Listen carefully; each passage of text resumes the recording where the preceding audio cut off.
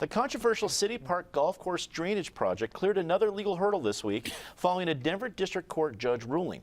Judge David H. Goldberg ruled on behalf of the city against activists who had claimed the plan to cut down close to 300 trees and shift the landscape was in violation of the city charter. Patty, we've been talking about the City Park golf course plans for a long time. This seemed like, I guess as quoted in the Denver Post, is the green light. Are activists done fighting this? Oh, no, they are definitely not done fighting this, and there still are some suits outstanding. Interestingly, that was the part about the city charter was only half of their argument.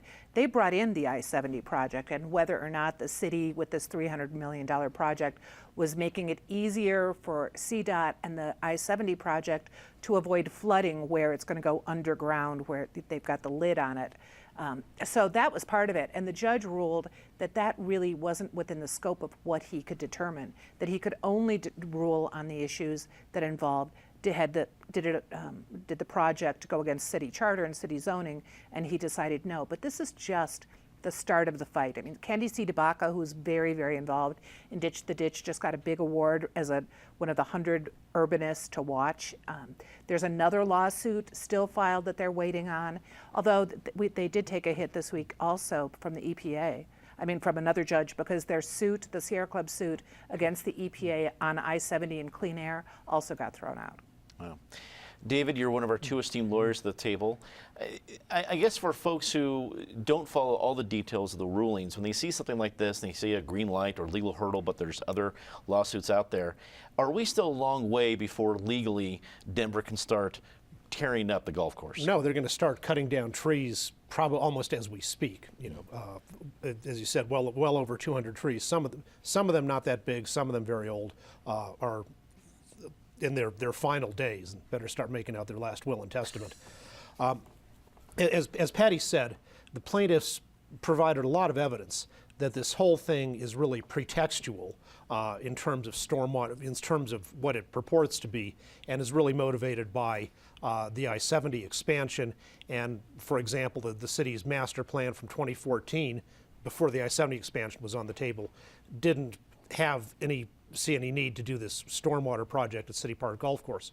However, the judge said, well, it's not my place to consider pretext and what may lie behind it.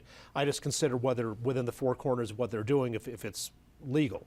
And he said that they've got a reasonable enough rationale because the Montclair Basin, one of the 20 drainage basins in Denver, has increasing growth, more hard surfaces, so less dirt for water to drain into, and there is a need for it's got a real serious need in case of a 100-year flood for someplace for the stormwater to go, and City Park is a good choice because it's at the lowest part of that basin. He said in terms of, it's true that the city charter prevents parks being taken out of use without a vote of the people, but the judge said, well, having a golf course also be stormwater retention, the law gives the city the discretion to do it that way, so that's all right. And then there was pro and con testimony about the redesign of the golf course itself, and the judge was more persuaded by the city's experts who seemed to have more personal familiarity with the course that this would actually, in pure golfing terms, be an improvement. So, Penn, we've heard two different points of view. There's more suits to come. The fight's not over. The other side, as David mentioned out, some of the trees are coming down probably soon, or as we speak, or at least soon thereafter. What do you think? Will there be action happening at the golf course, as in tearing things up, while these lawsuits are pending? Should people expect it not to be held back at this point? Absolutely.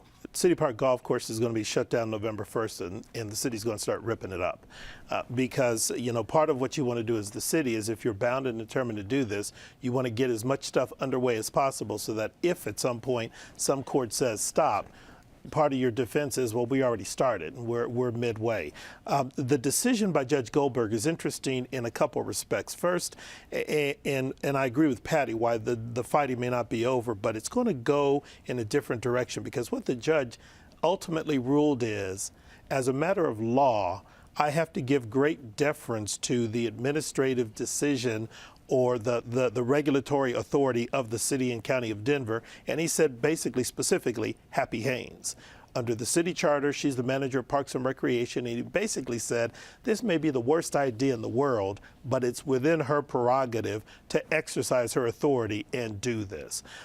His opinion, while it ruled for the city and basically said, as a matter of law, I cannot say that the city is overreaching its legal authority to do this. Remember, his decision didn't say it was a good idea or the right thing to do. He just said, I can't say that the city doesn't have the authority to do it because under the charter and law, I think they do. But he noted a couple things that I think are going to be the impetus for ongoing fights. Number one, he commented on the fact that you are going to lose a lot of the natural canopy with all of these very senior trees and other trees being cut down, and no plan the city's contemplating now will replace all of the tree canopy on City Park Golf Course. So neighbors are going to respond to that. Number two, it was an interesting thing is City Park Golf Course now is one of only 2 golf courses in the country that is on the Registry of Historic Places. And there is a distinct possibility that this project will cause it to lose that historic designation. So it'll be one course, I think it's in Austin, that's left on the registry, which is another issue that neighborhoods have raised. So we'll see the court battles continue, but I think part of what you're going to see now is the battle move directly to the city council and administration level, and people going to Happy Haynes saying, you know, the court said this is within your discretion. Why are you going to do this to your own neighborhood? Ramsey, let's go on that point. Does this become more of a PR battle for the city and the council, and rather than just waiting for the next lawsuit to come out? I think it will end up being a PR battle. I mean, this is just one. This battle for City Park Golf Course is part of an overall battle when it comes to the I-70 expansion. Given the heated debates along that and how much controversy that's caused, this is, you know, even if this had been separate, it was going to be an issue. Now this is going to be wrapped up in all of this. I definitely see certain members of City Council using this as another tool to find support and try to hammer away at that I-70 expansion. Even if the court rulings are done, even if more appeals happen, and the courts decide that Denver has the right to do this, it's still not going to go away, especially with City Council. This is going to be something we're going to be hearing about probably as the trees are going down and then after.